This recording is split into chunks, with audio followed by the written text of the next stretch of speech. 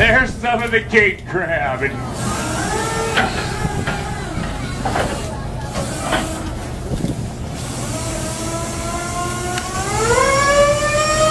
this is octopus country, it looks like.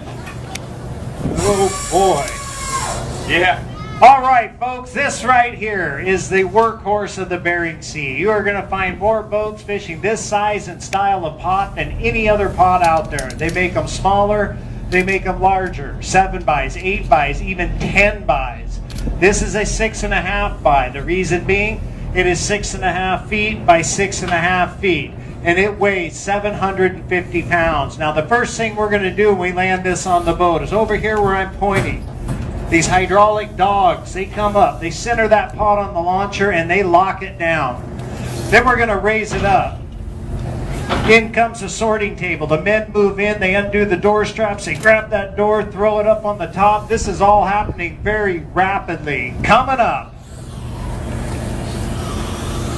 This is the double action feature. Now you want to be paying attention at this point. 99% of the time, everything goes fine, but I have seen it happen a number of times. This dog breaks, a hydraulic line blows, something releases those ears. Maybe the guy just forgot to put them on.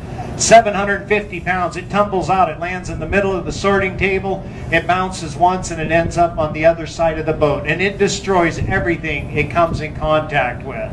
Coming down.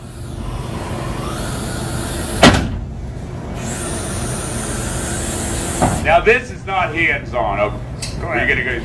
What we're gonna do here is we're gonna gather these crabs up out of this pot. They have very powerful pincers and they have sharp spines all over their body. So what we're gonna do, we're gonna ask everyone to hold their seats. We're gonna gather them up. We're gonna spread ourselves across the deck of the boat, holding them up in the air and sharing some fabulous facts as we go about getting some photos. So we're going to ask everyone once again to hold their seats so everyone has the same opportunity. We've definitely got an octopus problem. And then these octopus are all over the place, and they do make their way up into these pots, and it's quite a buffet. Now, these are the golden Alaskan king crab. I don't know if we mentioned it, but there are 3 types of king crab we commercially fish here in Alaska. Along with the golden or the brown crab here, there is a blue king crab, and then the most popular one is the red king crab. Now, they're all delicious. You throw them in a boiling pot of water, they all turn red, and you cannot tell the difference. These crabs right here have to be 7 inches across the back in order to keep them commercially. So we're going to measure them just like this. Any crab 7 inches or greater, we can put them into the tank. Any crab under 7 inches or any female crab, regardless of their size, will be released back into the water. Now, it's very easy to tell the difference. These are all male king crab. They have this triangular shaped pointed tail right here.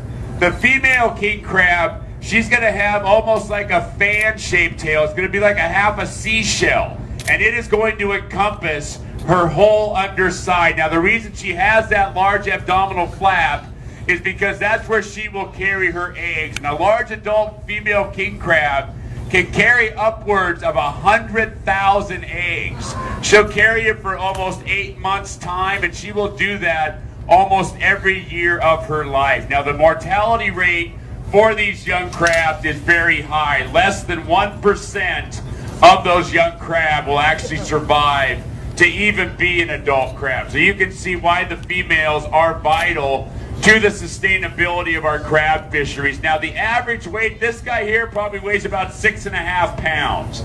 The average weight of a legal golden king crab is about 7.5 pounds. We've got one on the wall in the galley that weighed 13 pounds. I've got a red king crab at home on my wall that weighed 17 pounds. And if you ever do find yourself in Kodiak, Alaska, on the wall of the village bar, there is a 26.5 pound red king crab, by far the largest that I am aware of out there. Now that octopus actually did us a favor. Yeah. Now we can show you guys a few more things. If you look inside of that shell, That red stuff there, it's almost like a jello, rubbery jello. That's the start of a new shell. These crab, they're going to molt every year. That's how they grow, how they get bigger. They're going to lose that outer shell. And when they do, they're going to have a real soft shell underneath, almost like jello. And that time of year, they're pretty vulnerable. Everything's trying to eat them.